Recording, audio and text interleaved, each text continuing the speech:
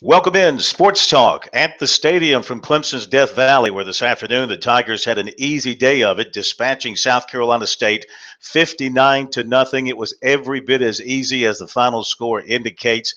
Not a lot of talk about here in terms of competitiveness because this game was not competitive from the opening kickoff. In fact, it was so out of hand at halftime with the suggestion of the officials. The two head coaches decided to cut the length of the quarters in the second half to 12 minutes each just to get this thing over with, because it was readily apparent that South Carolina State could do nothing with the Tigers today, and the Tigers could do whatever they want to. We did see a couple of interesting things here. Number one, a play by South Carolina State on a kickoff return that will go down perhaps as the bonehead play of the year, and it was after a Clemson touchdown. The Tigers kicked off.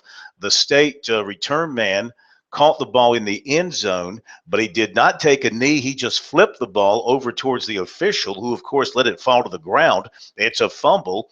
Clemson's Denzel Johnson recovers it. It's a touchdown. Clemson scored back-to-back touchdowns with no time coming off the clock. That's the first time that's ever happened. Tigers went on to score 31 points in the opening quarter, their most points ever in the first quarter of a football game, and they went on from there. They played 92 players. All their young guys that were not being redshirted got in, so they got some valuable experience. Tiger fans got a good look at Tavian Feaster, who led the team in rushing with 83 yards and scored his first touchdown.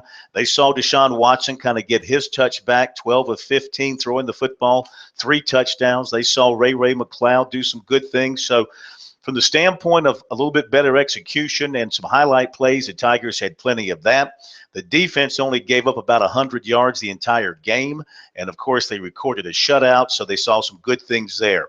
So from a Clemson standpoint, it's a feel-good kind of day. Did they answer any questions that were worrying the Tiger fans after the Troy game? Probably not, because this was not the kind of opponent where you could get good, solid answers. But it does give them some confidence, especially those young guys, as they open ACC play on Thursday night against Georgia Tech. So the Tigers have a short week. They'll practice Sunday, Monday, Tuesday, travel to Atlanta on Wednesday. And, of course, Georgia Tech had a very solid home win today over Vanderbilt, and they ran the ball extremely well, as you know they will. Clemson has to get ready for the cut blocks and the triple option and the threat of the deep ball that Justin Thomas poses as a Georgia Tech quarterback. And we know Clemson's history in Atlanta is not good. They haven't won there since 2003. So a lot of things on the line for Clemson as they open up ACC play at Georgia Tech, as they also see the landscape of the Atlantic Division change a little bit with Louisville's blowout win over Florida State today. Now Louisville becomes that huge opponent for the Tigers down the road. If they can get Tech, they've got Louisville coming to Clemson on October 1st, which could be, depending on what happens between now and then, a matchup of 1 versus 2. But there's some work to be done between now and then. No significant injuries today for the Tigers, so all that is good. And again, Dabo Swinney, he was very happy. He was very upbeat after the game regarding his team's performance, and he, I think, feels a lot better coming out of this game, despite who they were playing. Feels a lot better coming out of this game heading into Georgia Tech than he did coming out of Troy heading into this game. You can hear what Dabo had to say in his opening comments here on our website, sportstalksc.com, plus comments from South Carolina State coach Buddy Pugh, another whipping by the Tigers of his Bulldogs here in Death Valley. We've got comments from him as well as from Brent Venables and some Tiger players as well.